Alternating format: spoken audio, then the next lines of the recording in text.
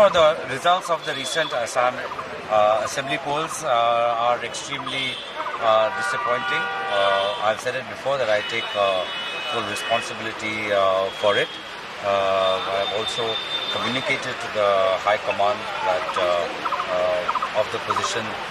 that we take full responsibility for it, and it is for the High Command to decide the future course of action in terms of organizational restructuring as well as outlining the next few steps. At the same time, we have already started an internal review process, speaking to our ex-MLAs, our contesting candidates, our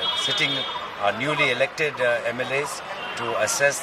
their feedback, what are they hearing from the ground and what we are going to do in the future. And today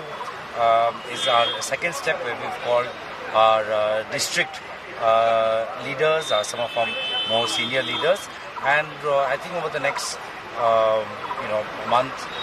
we would be trying to identify the real reasons which can explain this particular 2026 result. मौलाना बदरुद्दीन अजमल ने 2 दिन पहले national media की कांग्रेस अब कांग्रेस नहीं रही, मुस्लिम league बन गई, इसके ऊपर आपको क्या कहना है? देखिए, उनके पार्टी को और उनके पार्टी के सांप्रदायिक राजनीति को कांग्रेस दल नहीं खत्म किया है। उनको खुद पिछले लोकसभा चुनाव में उनके ही लोकसभा में उनके पार्टी को हराकर उनके पार्टी को बहुत बड़ी क्षति प्राप्त हुई, और इस विधानसभा चुनाव में भी जहां जहां उनके विधायक थे, 2 के अलावा बाकी सारे विधायकों को हमारे कांग्रेस के प्रत्याशियों ने मजबूत जवाब देकर उनके उनके दल के सांप्रदायिक राजनीति को खत्म किया है। तो आज अगर AIUDF के सांप्रदायिक राजनीति को असम में किसी ने खत्म किया है तो वो सिर्फ कांग्रेस पार्टी है, और असम के लोग भी ये समझते हैं कि असम में ध्रुवीकरण की राजनीति में वास्तविक में AIUDF दल और AIMIM का जो दल है वो बीजेपी के बी टीम के हिसाब से उन्होंने काम किया और बीजेपी को